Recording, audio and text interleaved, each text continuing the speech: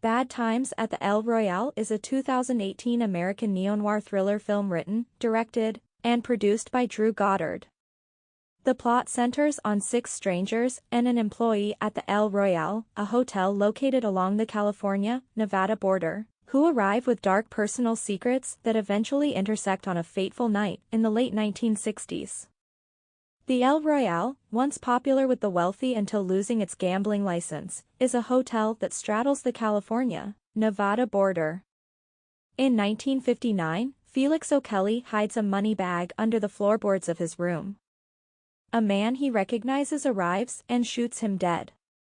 10 years later, Catholic priest Daniel Flynn, singer Darlene Sweet, salesman Laramie Seymour Sullivan, and hippie Emily Summerspring arrive at the hotel, now run solely by heroin addict Miles Miller, and book separate rooms.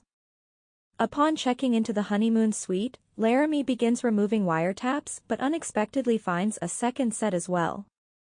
After stealing the hotel's master key, he discovers a secret corridor where every room can be observed through one-way mirrors and filmed with a camera. Laramie sees Darlene singing, Daniel removing the floorboards of his room, and Emily holding a young woman captive. In the parking lot, Laramie calls into the Federal Bureau of Investigation, revealing himself to be Special Agent Dwight Broadbeck. He is instructed by J. Edgar Hoover to focus on his mission of collecting the surveillance materials the FBI had planted and ignore the kidnapping. Believing the mission has been compromised, Dwight is also told to prevent the guests from leaving. To do so, Dwight disables all their cars. Daniel invites Darlene to join him for dinner in the hotel lounge. There, Darlene says she is practicing for a performance in Reno and Daniel reveals his memory is deteriorating.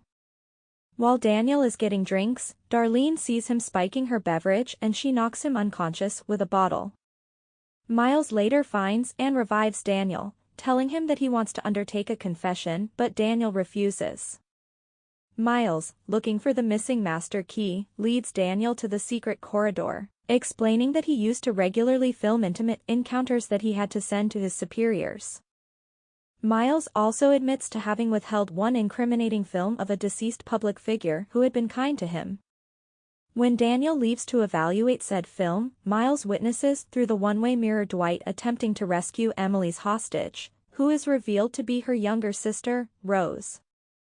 Emily kills Dwight with a shotgun, which also shoots out the mirror, revealing the corridor and injuring Miles. Before these events, Emily had forcibly removed her sister from a dangerous cult, led by Billy Lee. In the present, Rose secretly calls Billy to tell him where she is. A witness to Dwight's murder, Darlene tries to escape but fails due to his tampering with her vehicle. Daniel arrives and reveals to her that he is Doc O'Kelly, imprisoned since a bank robbery in 1959. Recently paroled, he arrived in disguise to retrieve the money hidden by his brother Felix. Due to Doc's failing memory, he picked the wrong room and tried to drug Darlene to gain access to hers. To gain her trust, Doc offers to split the cash with Darlene. But Mama said you can't hurry love, no, you just have to wait. She said love don't come easy, it's a game of give and take, you can't hurry love, no, you just have to wait. You gotta trust, give it time. After retrieving the money, Billy and his cult arrive and take the pair, Emily and Miles, hostage. In a flashback, Billy tells his cult how people are forced to choose sides and, as an allegory, gets Rose to fight another girl for the chance to sleep with him as Emily watches nearby.